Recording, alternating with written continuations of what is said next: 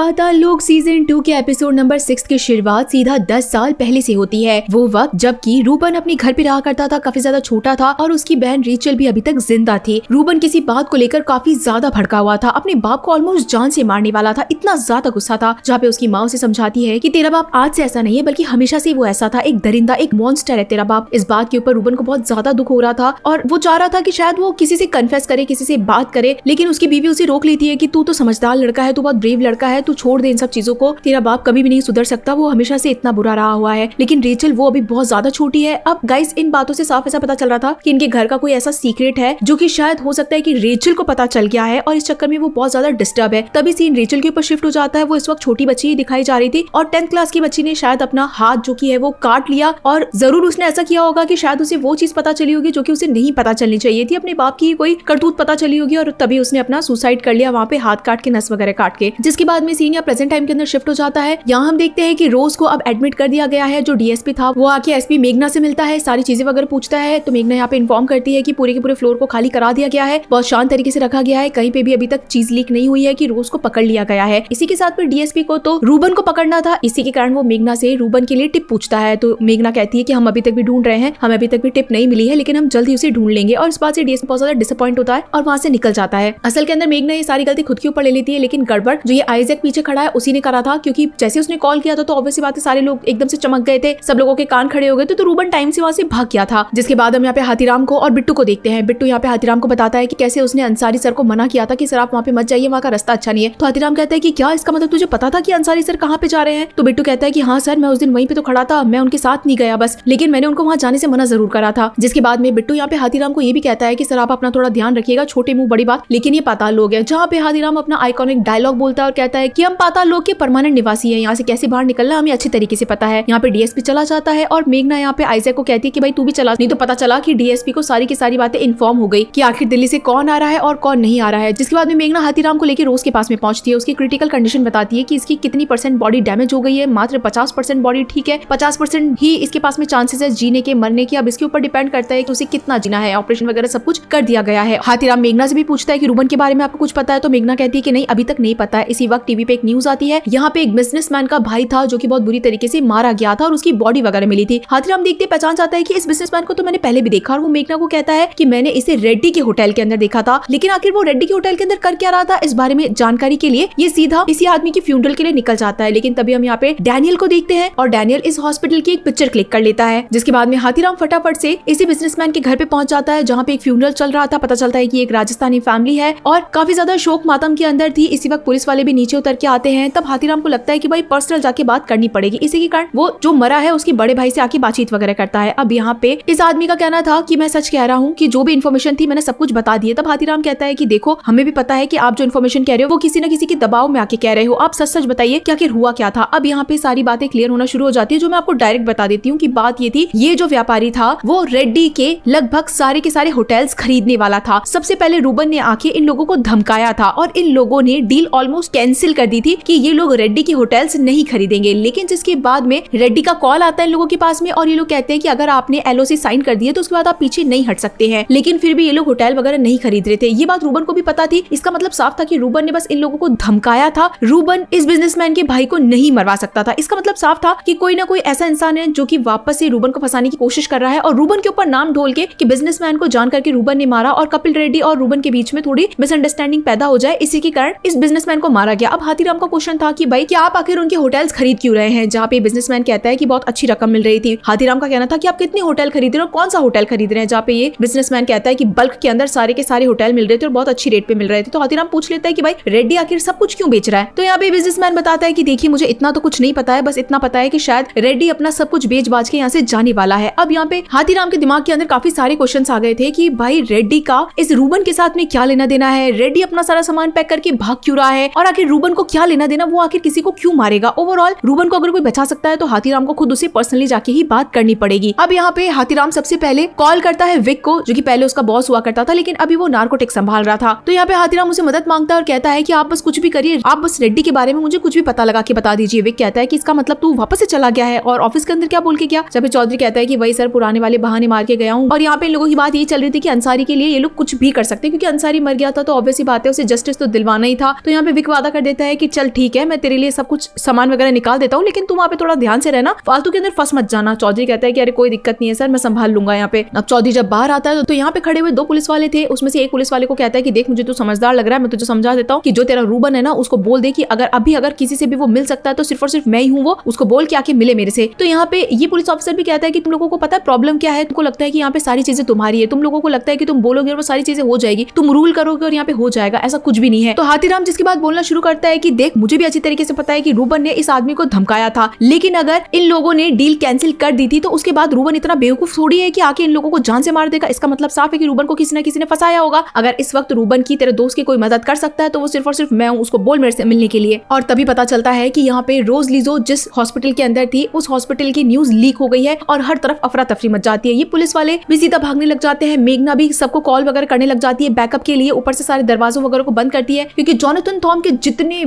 जितने भी उसके सपोर्टर वगैरह थे वो सबके सब आ गए थे इस रोज को मारने के लिए, क्योंकि सबको बस यही लग रहा था कि रोज ने जोनाथन थॉम को मारा है। इस चक्कर के अंदर सारे लोग रोज को जान से मारने के लिए पहुंच गए थे। हॉस्पिटल के बाहर बहुत ज्यादा भागम भागी हो गई थी, लोग गुस्सा कर रहे थे, तोड़ा ताड़ी कर रहे थे। डैनियल यहाँ पे मस्त अपने घर पे बैठ के चॉपस्टिक से अपने नूडल्स वगैरह खा रहा था, एंजॉय कर रहा था इन सारी चीजों को। दूसरी तरफ चौधरी यहाँ पे मेघना को कहने की कोशिश करता है कि मैडम आपको रोज को यहाँ से बाहर निकालना पड़ेगा, अगर आप उसे नहीं निकालोगे तो आप सबके सब मारे जाओगे। लेकिन मेघना का कहना था कि भाई यहाँ की हालत बहुत ज्यादा खराब है, किसी भी एग्जिट से नहीं निकला जा सकता है, बहुत ज्यादा बिगड़ चुकी हालत है, मैं यहाँ से नहीं निकल सकती। और मेघना कॉल काट देती है। अब यहाँ पे हाथीराम खुद भी इसी जगह पे पहुंच जाता है, इधर उधर देखने की कोशिश करता है तो साफ दिख रहा था कि हालत तो हद से ज्यादा खराब हो गए। बेचारे पुलिस वाले थे वो भी इन सब लोगों को रोकने की कोशिश कर रहे थे और गलती से एक पुलिस वाले की गोली चल जाती है और यहाँ पे एक लड़का मर जाता है, जिसके बाद तो यहाँ पे जितने भी पुलिस वाले थे सारे के सारे भयंकर तरीके से पागल हो जाते हैं और एक दूसरे के ऊपर टूट टूट के गिरने लग जाती है, बस ऑलमोस्ट गेट को तोड़ ही देंगे। यहाँ पे जो मेघना थी सारे लोगों को अंदर की तरफ भगाने लगती है, कंट्रोल कर रही थी लेकिन कंट्रोल से कुछ भी नहीं हो पा रहा था और अब उसे साफ लग रहा था कि भाई कोई ना कोई गेट तोड़ के अंदर आ गया तो बहुत बड़ी मुसीबत हो जाएगी। तो वो चौधरी से बात कर ही रही थी कि यहाँ पे कोई भी है ही नहीं जगह यहाँ से बाहर निकल सके। तभी यहाँ पे नर्स कहती है कि मैम एक एग्जिट है जो कि मेडिकल कॉलेज से होके जाता है। अब जैसे मेडिकल कॉलेज का नाम पता चलता है तो फटाफट से मेघना आईसे को कॉल लगाती है और कहती है कि पीछे एम्बुलेंस तैयार रखो, हम इसे लेके बस बाहर आ रहे हैं। यहाँ पे चौधरी भी भागता है और मेडिकल कॉलेज की तरफ भागता है ताकि वो इन्हें पीछे से पिक कर सके। अब फटाफट से उसे वेंटिलेटर से हटाया जाता है रोज को और बस कुछ ही टाइम मिनट्स थे कि अगर वो वेंटिलेटर से हटेगी तो कितने टाइम तक जिंदा रह पाएगी, 10-15 मिनट मुश्किल से। इतनी देर में कुछ लोग हॉस्पिटल को तोड़ ताड़ के इसी कमरे की तरफ आने लगते हैं जहाँ पे रोज को रखा गया था। अभी तक भी यही न्यूज बताई जा रही थी कि रोज इस हॉस्पिटल के अंदर नहीं है, तो लोगों को पता ही नहीं था कि रोज है कहाँ पे। लेकिन कुछ लोग ऑलमोस्ट मेघना तक पहुंच गए थे। मेघना ने गोली चलाने की भी कोशिश करी लेकिन बेचारी मेघना खुद ही फंसती जा रही थी। यहाँ पे 2 लोग आ गए थे और मेघना को बुरी तरीके से मारने लगते हैं। सही टाइम पे चौधरी आ जाता है, गजब का यहाँ पे एक्शन हो रहा था। चौधरी बुरी तरीके से लोगों को मारता है, मेघना भी इनको मारती है। चौधरी कहता है कि मैडम भागो आप यहाँ से। यहाँ पे 2 नर्स थे, मेघना थी और ये तीनों ही लेके रोज को बस जा रहे थे ताकि एटलीस्ट रोज जिंदा रह सके और पता लग सके कि आखिर सारी की सारी कहानी क्या थी। इतनी ही देर के अंदर पीछे के दरवाजे से ये लोग मेडिकल कॉलेज से होते हुए निकल रहे थे। चौधरी भी पीछे पीछे था लेकिन एक तरफ एक जंगला आ जाता है जो कि गेट को बंद करने वाला था और चौधरी बस वहीं पे रुक जाता है ताकि वो पीछे से लोगों को रोक सके। इतनी देर के अंदर तो चौधरी के ऊपर जो डंडे पड़ते हैं, कान पे से चौधरी के खून निकल जाता है, लेकिन फिर भी वो ऑलमोस्ट इनको भगाता है कि आप लोग भागो भागो भागो। बहुत ज्यादा सीन हेक्टिक हो जाता है। मेघना वहां से रोज को लेके एकदम सक्सेसफुली निकल जाती है और आखिर के अंदर चौधरी भी भागता हुआ आता है और चलती हुई एम्बुलेंस के अंदर बस बैठ जाता है और घायल होकर वहीं पे बेहोश हो जाता है। जिसके बाद में हम यहाँ पे घर का सीन देखते हैं। यहाँ पे रेनू थी और इसी के साथ में वो छोटा सा बच्चा गुड्डू भी था। आपस में लोग बातचीत कर रहे थे। फाइनली गुड्डू ने बोलना शुरू कर दिया था और वो पूछता भी है कि अंकल कहाँ पे गए हैं, जहाँ पे रेनू बताती है कि अंकल अपने काम पे गए हैं, जल्दी से आ जाएंगे। ये छोटा सा बच्चा गुड्डू कहता है कि मेरे पापा को ढूंढने गए हैं, जहाँ पे रेनू कहती है कि हाँ बिल्कुल वो तुम्हारे पापा को जल्दी ले आएंगे और तुम्हारी मम्मी की भी टेंशन मत लो, तुम्हारी मम्मी भी बिल्कुल आसपास में ही है। जिसके बाद हम एक रोज का सीन देखते हैं कि रोज की माँ को यहाँ पे बुला लिया गया है। भले उसकी माँ उसे कितनी गालियां दे रही थी लेकिन आखिरी वक्त पे तो माँ ही काम आती है और यहाँ पे रोज की माँ बैठी थी। साथ ही में हाथीराम को भी मेडिकल ट्रीटमेंट मिल रहा था और उससे बस उठवाया जाता है, चलाया जाता है ताकि पता चल सके कि भाई बॉडी के अंदर कोई हड्डी वड्डी तो नहीं टूटी है। जब उसे चलवाया जाता है तो पता चलता है कि उसका एक पैर लंगड़ा रहा है। तो हाथीराम कहता है कि मन का मालिक है ये पैर, तो जब इसकी इच्छा करती है तब अपने आप ही ऐसे लड़खड़ा जाता है। जो मेडिकल ऑफिसर थी वो कहती है कि सर का यूरिक एसिड चेक करो, तुम दारू वारू तो नहीं पीते। हाथीराम को कुछ याद आता है और वो कहता है कि क्या 1 मिनट यूरिक एसिड क्यों चेक करना होता है। मेडिकल ऑफिसर यूरिक एसिड की जितनी भी इन्फॉर्मेशन थी वो सब कुछ समझाती है कि आपकी बॉडी के अंदर जब कुछ लिक्विड एक्सेस हो जाते हैं तो आपकी बॉडी अजीब तरीके से रिएक्ट करती है, आप लंगड़ाना शुरू कर देते हैं। तो अभी यहाँ पे हाथीराम के दिमाग में एकदम से क्लिक होता है कि एक बार ड्रग वाले लोगों से ये लोग पूछताछ करने गए थे तो वहाँ पे किसी ने कहा था कि एक लड़की है जो कि लंगड़ा के चल रही थी और यहाँ पे जो रोज की एक डॉक्टर हुआ करती थी जो कि रिहैब सेंटर में उसे मिली थी वो भी कह रही थी कि उसे यूरिक एसिड की प्रॉब्लम है और वो भी लंगड़ा के चलती है। तभी हाथीराम को समझ में आ जाता है कि कोई ना कोई तो गुत्थी थी जो कि उसने पूरी सुलझाई नहीं है। हाथीराम सीधा इसी लेडी के घर पे आ जाता है, इसी डॉक्टर के घर पे आ जाता है और वहाँ पे चिल्लाने लगता है कि भाई तूने उस दिन मेरे से झूठ क्यों बोला। ये लड़की कहती है कि सर शांत हो जाइए, बच्ची यहीं पे सो रही है। ये डॉक्टर जाती है, बच्ची को अंदर सुलाती है। उसके बाद में हाथीराम से बैठ के शांति से बात करती है और सब कुछ बताती है कि रिहैब सेंटर में आज से 8 साल पहले सिर्फ और सिर्फ ये डॉक्टर प्रेग्नेंट नहीं थी, बल्कि रोज खुद भी प्रेग्नेंट थी, लेकिन उसके अपने खुद के बहुत ज्यादा इश्यूज थे। वो बहुत मुश्किल से जी पा रही थी। उसे जीने की वजह सिर्फ इस बच्ची से मिली, लेकिन जब इन लोगों ने बच्चा पैदा किया तो इस डॉक्टर का बच्चा खत्म हो गया, लेकिन रोज लीजो का बच्चा जिंदा बच गया था। तब से वो बच्ची इसी डॉक्टर के पास में रह रही थी और रोज जो पैसे भेजती थी वो इस बच्ची के कारण भेज रही थी। तो अब यहाँ पे ये चीज समझ में नहीं आई कि आखिर मुंह बंद रखने के लिए इस बच्ची को इतने क्यों पैसे दिए जा रहे थे। तो यहाँ पे पता चलता है कि थॉम को तो कभी पता ही नहीं था कि ये उसकी बच्ची है। और रोज की आदतें हमेशा से बहुत ज्यादा खराब थी। वो बस हमेशा नशे के अंदर रहा करती थी, जिसके बाद में उसे लगा कि शायद वो इस जगह को छोड़ देगी, यानी कि ये जो रेड्डी के होटल के अंदर वो काम करती थी वहां से छोड़ के वो दिल्ली चली जाएगी और अपनी बेटी को भी ले जाएगी। वो कई सालों तक दिल्ली रही, काम वगैरह किया और पैसे वगैरह भी भेजती रहती थी, लेकिन वो कभी लौट के नहीं आ पाई। फिर कुछ टाइम पहले 3 हफ्तों पहले उसका कॉल आया। उसने कहा कि उसके पास में बहुत बड़ा अमाउंट आने वाला है और वो जल्दी अपनी बेटी को लेके बॉर्डर क्रॉस कर जाएगी। अब हाथीराम को पता चलता है कि वो बॉर्डर क्रॉस यानी कि रोज जो है वो बॉर्डर क्रॉस रघु के साथ में नहीं करने वाली थी, बल्कि अपनी बेटी के साथ बॉर्डर क्रॉस करने वाली थी। तो हाथीराम कहता है तो फिर आखिर वो आई क्यों नहीं, गई क्यों नहीं। तो फिर यहाँ पे डॉक्टर कहती है कि मैं इस बच्ची को लेकर भी गई थी, रोज यहाँ पे आ भी गई थी, नागालैंड भी आ गई थी, लेकिन प्रॉब्लम ये थी कि मैंने जब उसे देखा तो उसकी हालत हद से ज्यादा खराब थी और फिर से नशे के अंदर पड़ी थी। और आखिर ये बच्ची मेरी जिम्मेदारी है, इसे इतने साल से मैं पाल रही हूँ, तो मैं कैसे इसे दे दूं। इसी चक्कर के अंदर मैंने ही अंसारी को कॉल किया था और मैंने बताया था कि रोज यहाँ पर है, शायद वो इसे ले जाते या फिर इससे कुछ पूछताछ कर लेते, क्योंकि वो ऐसे किसी को जान से नहीं मार सकती थी। अब जिसके बाद में हमें एक और सीन दिखाया जाता है। अब यहाँ पे हम जोनाथन थॉम की बीवी और रेड्डी की बीवी ग्रेस को देखते हैं। ये दोनों आपस में बातचीत कर रहे थे और अपने पतियों के बारे में बातचीत कर रहे थे। इन बातों का जो मेन कंक्लूजन है वो ये है कि जो जोनाथन थॉम है वो रेड्डी के यानी कि अपने दोस्त के होटल के अंदर जाके रोज के साथ में ऐसी तैसी करता था और ये चीजें रेड्डी को सब कुछ पता थी। और रोज को जो पैसे मिला करते थे वो रेड्डी के थ्रू पैसा मिला करते थे। थॉम की बीवी कभी भी पैसे नहीं भेजती थी मुंह बंद रखने के लिए, बल्कि ये जो रेड्डी कपल है ये रोज को पैसा भेजा करते थे अपना मुंह बंद रखने के लिए, ताकि रोज किसी को कुछ भी ना कह पाए। लेकिन अभी भी एक मिस्ट्री है कि आखिर ऐसी भी क्या बात हो गई कि सिर्फ और सिर्फ रोज को ही पैसे भेजे जाते थे, क्योंकि जोनाथन थॉम तो वैसे ही एक रंगीला आदमी था। अब यहाँ पे जो ग्रेस है वो बार बार के अंदर थॉम की बीवी को यही कन्विंस करने की कोशिश करी थी ताकि वो पेपर्स पे साइन कर दे और सारी की सारी प्रॉपर्टीज वगैरह सब कुछ जो भी है बेच बाच दे और इस बार वो बिलीव करे। हालांकि थॉम की बीवी को किसी के ऊपर बिलीव तो नहीं था, लेकिन फिर भी वो ग्रेस को कहती है कि देख हम दोनों अपने अपने पतियों की कमियों को छुपाने की कोशिश कर रहे हैं, हम दोनों खुद भी फंसे हुए हैं, लेकिन आखिर हम कर भी क्या सकते हैं। अगर तूने प्रॉपर्टी पे साइन कर दिया, इन्वेस्टर से अगर तू आके मिल गई तो सच कह रहे हैं हम लोग यहाँ से चले जाएंगे और हम अपनी शक्ल भी कभी नहीं दिखाएंगे, क्योंकि इनके जितने भी होटल्स वगैरह थे वो सब कुछ पार्टनरशिप के अंदर थे। थॉम के पास में भी थे और रेड्डी के पास में भी थे। यहाँ पे ग्रेस गाड़ी के अंदर आके बैठती है और तभी रेड्डी का कॉल आता है और ग्रेस कहती है कि क्या हम थोड़ी देर बाद में बात कर सकते हैं, लेकिन रेड्डी बहुत जोर से गुस्सा करता है और कहता है कि तेरा दिमाग खराब हो गया है क्या, तुझे पता है कि मुझे कितनी बड़ी मीटिंग के अंदर जाना है। और ग्रेस कह देती है कि तुम्हें बस यही जानना है ना कि उसने हाँ किया या ना किया। मान गई है वो, और उसके बाद में वो फोन काट देती है। यानी कि ग्रेस का पति यानी कि रेड्डी भी उसे कोई खास ध्यान देता नहीं था, बस अपनी उसे डील क्रैक करवानी थी, बस इसीलिए उससे बात कर रहा था। अब ओवरऑल रेड्डी तो खुश हो गया था क्योंकि उसकी डील क्रैक हो गई थी। वो जैसे नीचे उतरता है तो उसे नागालैंड समिट को पास करवाना था। सारी की सारी मीटिंग बैठ गई थी, सब एक दूसरे से हाथ वगैरह मिलाते हैं क्योंकि समिट ऑलमोस्ट पास होने ही वाला था। अब यहाँ पे हाथीराम ये सारी की सारी चीजें मेघना को बता रहा था, जो भी वो सारी चीजें सुन के आया है। तब यहाँ पे मेघना का भी एक ही चीज कहना था कि जोनाथन थॉम एक नंबर का रंगीला आदमी था, ये बात सबको पता थी और उसके पास में न जाने कितनी सारी लड़कियां रही होगी, तो सिर्फ और सिर्फ उसी लड़की का मुंह बंद कराने के लिए ही वो क्यों पैसे भेजते थे। तब हाथीराम कहता है कि पैसे ये लोग नहीं भेजते थे, पैसे रेड्डी के यहाँ से जाते थे क्योंकि उनके होटल के अंदर होता था जो कुछ भी होता था। तो अब अगर इस चीज को कोई भी क्लियरफाई कर सकता है तो वो सिर्फ और सिर्फ रूबन ही कर सकता है। वो ही बता सकता है कि भाई उसके घर के अंदर क्या चल रहा था और आखिर रोज का इन लोगों से लेना देना क्या है। इतनी देर के अंदर यहाँ पे मेघना का बेटा आ जाता है जो कि बहुत ही प्यारा था, अपने स्कूल वगैरह के लिए रेडी हो रहा था और साथ ही में अपनी क्रिसमस के लिए भी कहता है। यहाँ पे मेघना अपने हस्बैंड के बारे में भी कहती है कि कैसे वो एक आर्टिस्ट हुआ करते थे लेकिन उनकी डेथ हो गई बीच के अंदर ही। ये नागालैंड बहुत ज्यादा पीसफुल लगता है, इसी के कारण वो अपने बेटे को भी यहीं पे बड़ा करवाना चाहती है। तभी यहाँ पे हाथीराम का ध्यान पड़ता है कि ये जो बस है ये बिल्कुल उसी बस के जैसे दिख रही है जिसे स्कूल के अंदर रेचल पढ़ा करती थी। तो यहाँ पे मेघना कहती है कि हाँ वो बच्ची सिर्फ और सिर्फ 16 साल की थी जब उसने सुसाइड कर लिया। इसी के कारण अब हाथीराम को लगता है कि क्यों ना एक बार स्कूल के अंदर जाके कुछ चीजें पता लगाई जाए। जिसके बाद में सीनियर रूबन के ऊपर शिफ्ट हो जाता है। वो एक छुपी हुई जगह पे अंडरग्राउंड बैठा था जहाँ पे उसे पता चलता है कि उसकी माँ ने डील के लिए हाँ कर दिया है। और इस चक्कर के अंदर जो रूबन ने बहुत ज्यादा भड़का हुआ था कि आखिर तुम लोगों ने बात क्यों नहीं करी, तो ये लोग कहते हैं कि वहाँ पे पहले से रेड्डी की बीवी बैठी थी और हम जाते उससे पहले तो डील हो चुकी थी, हम जाके करते क्या। रूबन कॉल करने के लिए उठाता है लेकिन सब लोग उसके ऊपर चिल्लाने लग जाते हैं। रूबन गुस्से करके फोन तोड़ देता है और वो हाथीराम से मिलने के लिए भी हाँ कर देता है। उसका जो एक पुलिस ऑफिसर दोस्त था वो उसे मना करता है कि हाथीराम के ऊपर विश्वास करना शायद ठीक नहीं होगा। तो रूबन कहता है कि मैं मेरी माँ के ऊपर विश्वास नहीं कर सकता, वो दिल्ली वाला पुलिस ऑफिसर तो क्या ही करेगा। जिसके बाद हम हाथीराम को देखते हैं जो कि रेचल के स्कूल के अंदर जाता है। वहाँ पे वो टीचर्स वगैरह से कुछ पूछ सकता था, शायद रेचल से रिलेटेड कुछ इन्फॉर्मेशन ले सकता था, लेकिन पता चलता है कि सारे के सारे स्टाफ मेंबर एक साथ बैठे हैं तो पता नहीं कितना टाइम लग जाएगा। तभी यहाँ पे हाथीराम इधर उधर घूमता है और उसे एक बोर्ड के ऊपर काफी सारी पिक्चर्स दिखाई देती है और वो बस एक पिक्चर के ऊपर आके रुक जाता है जिसके अंदर रोज और रेचल दोनों एक साथ में थे। इसका मतलब है कि ये दोनों एक दूसरे की फ्रेंड्स हुआ करती थी सेम टाइम पे। हाथीराम को ये भी याद आता है कि जब उसने रोज का एल्बम देखा था उसके अंदर भी सेम पिक्चर थी। इसका मतलब है कि रेचल रोज को पहले से जानती थी, तो इन दोनों के बीच में आखिर क्या रिलेशन हो सकता है। तभी यहाँ पे हाथीराम के पास में ये भी कॉल आता है कि रूबन उनसे मिलने के लिए तैयार हो गया है। और इसी के साथ में गाइस ये एपिसोड भी यहीं पे खत्म हो जाता है। तो चलिए फिर मिलते हैं आप सभी लोगों से नेक्स्ट एपिसोड में, तब तक के लिए टाटा।